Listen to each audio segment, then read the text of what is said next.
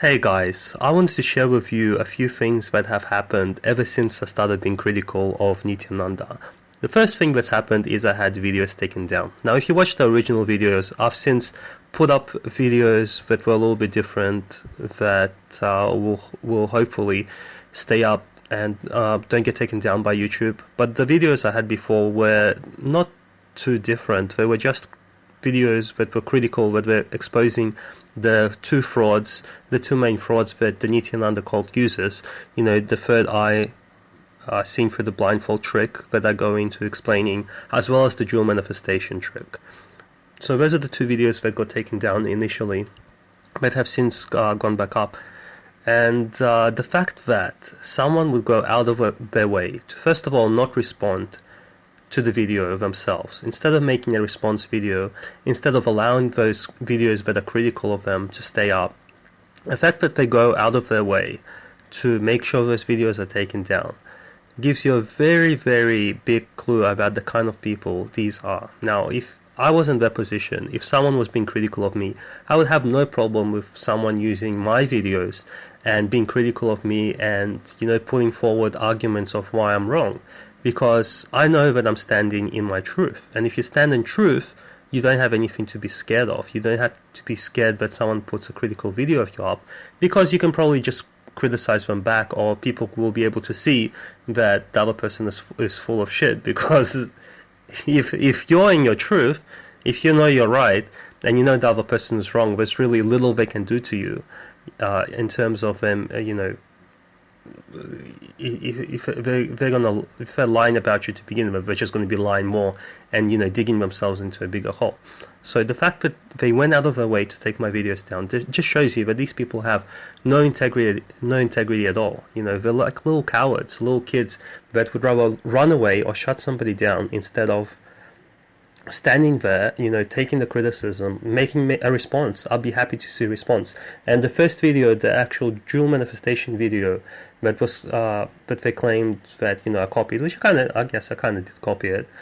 That was a video that they've taken down initially, and there's been a few videos since then. So they've been putting up videos that they were using to kind of seduce people into their cult, but because they missed something, maybe either because they're not very intelligent or smart or observant themselves, or because they themselves have been tricked. So maybe these guys were just followers who got tricked, and they had this video that they thought, to them, because they're in this place surrounded by all these people who are love bombing, and I'll get into the love bombing in a second. Because we were in this place, we were just blinded by the trickery, and to them it looked really good, so they didn't actually look at it really well, and they put the video up. But as soon as they put it up to the general public who aren't brainwashed, people quickly started to point out, here's the scam, this is the scam, this is the scam. And when enough people pointed that out, that it was getting a bit obvious to the people watching the video, that's when the video quickly got removed. So a few people have done it. I managed to catch one of the videos, and I downloaded that video, and that's the video I made a comment on. Now that video is online in full, and I put it up on Live Leak, and there's a link in my video for that if you want to see the whole video unedited, and if you want to listen to the kind of stuff that they say, because it's actually fascinating as well. Now, the other thing that's been happening is all the comments I've been getting. You guys can have a look at my channel. It's full of comments from Nithyananda supporters, and you can check out what I think are my hilarious responses to some of them. And it's full of comments like this nugget here: "You are something very cheap. You are worse than a animal. You are dangerous without knowing the reality, just polluting the authenticity of a Hinduism.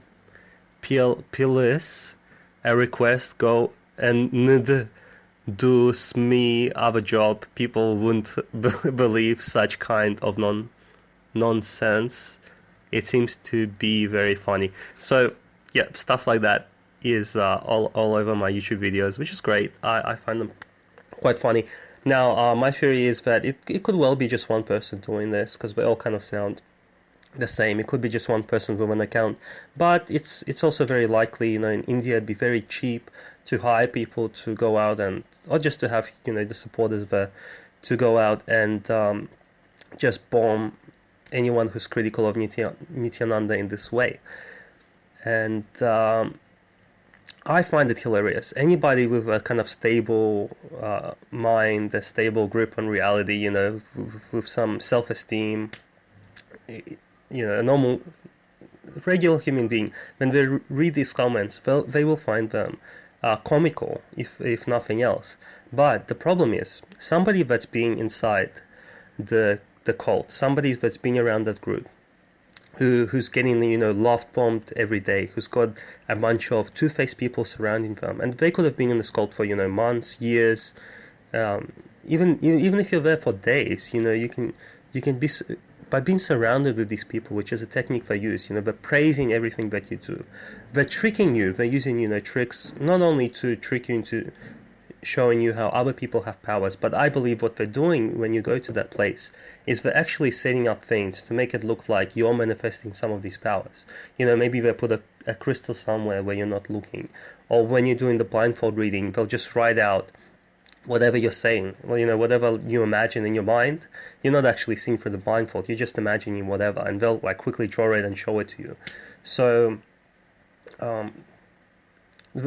I believe that's what's happening there. And when you try to separate yourself from it, and then you start to get hate bombed by all these people, when you've lost all those people who you thought were your friends, and you're already in this unstable state because you've been in a cult, this whole time. You've had your whole belief system is shattered. You're almost starting life from new for some of these people, and this is why it's so hard for people to leave a cult. And I bet there's even people who know what they're in, but they just can't leave because they're just so deep inside of it. It's very, very, very difficult and very damaging for those people to have even what looks like ridiculous, stupid comments like this. For those people, they're going to take those comments to heart. Those comments are going to affect them. And that is the strategy there. They just have one strategy to run. So they're using it on me, they're using it on Guru Swamiji, who obviously doesn't give a shit about them. She laughs at them the same as I do. And all these other critics who laugh at them, I guess the next step for them would be physical violence, which they've also been known to do. But, this is the strategy they use, not just for us, but for the people in India who are probably leaving the cult, who we never even hear about, who maybe rightfully so, won't go out and start criticizing Nithyananda, because when you're in India, when you probably pour yourself, when you've probably wasted all your money giving it to Nithyananda already, and when Nithyananda, from what I believe, has the police, maybe some governments as well, in his pocket by bribing them. It's a very corrupt country. When you're in that environment and everyone is against you, that's very scary. And I pray that those people who are leaving Nithyananda's cult have the power to stand with their integrity, to stand with their truth, and that gets them through. And I wouldn't expect those people to come out and speak against Nithyananda. If you're in India, you can see what happened to the guy. The guy got arrested and put in prison for a while because he came out, and the guy would release the sex videos about Nithyananda. You can read back on the story and everything. But yeah, he went to prison and Nithyananda didn't, even though it was blatantly obvious who was in the right and who was in the wrong. But because it's such a corrupt system, anyone that speaks out about him is in danger, not just the mental state, if they're already in a bad state after being in this cult, but also the physical safety is in jeopardy over there. So life is very cheap in countries like that. I know I'm from, I'm not just being critical of India. I come from a place that's just like that, where life is also cheap, where people who are critical of the government get killed and poisoned and all this kind of stuff.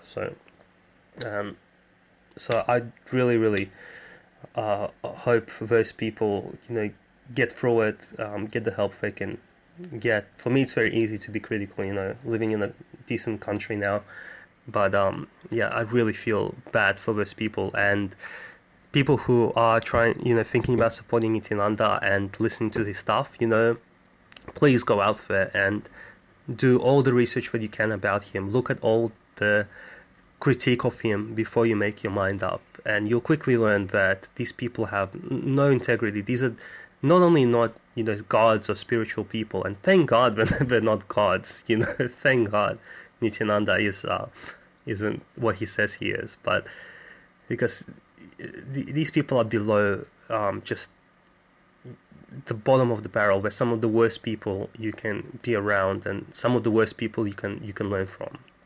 So they're really people you want to stay away from. And I want to play one more clip, and this is a clip of Nithyananda that I found, and I thought it was pretty funny. So this is when he was going through the whole legal thing, and he was running away from the police, and they were chasing him around because they wanted him to attend court, and he wouldn't. And then they tracked him down apparently, and he goes onto a silent meditation at that exact moment once they found him.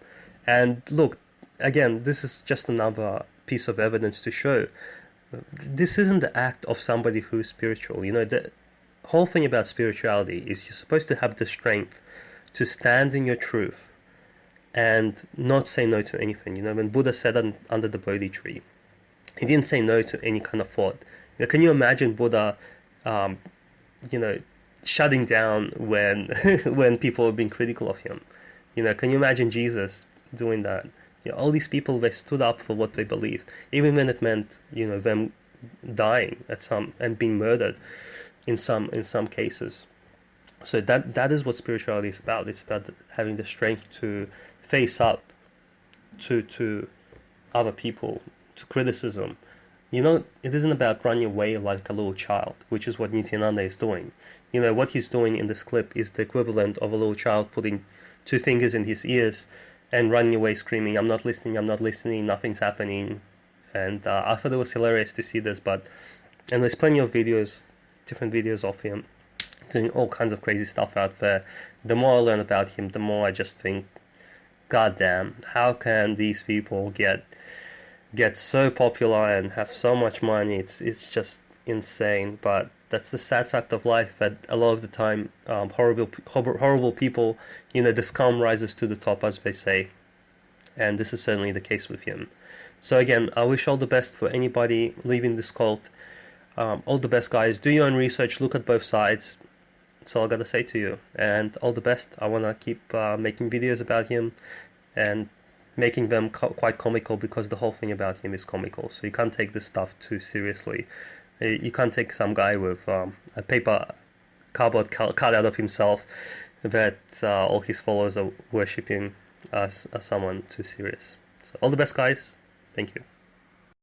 And now the latest on tainted godman Nithyananda. Finally, the media tracked him down at a hotel in Haridwar, forcing him to speak out for the first time on the sex scandals, which he still claims are false. Here's a report. He has remained incognito ever since his sexual exploits came to light. Rumors abounded that Swami Nithyananda was hiding in Haridwar. Journalists finally tracked him to this hotel in the holy city. Following the clamour of journalists for an interview,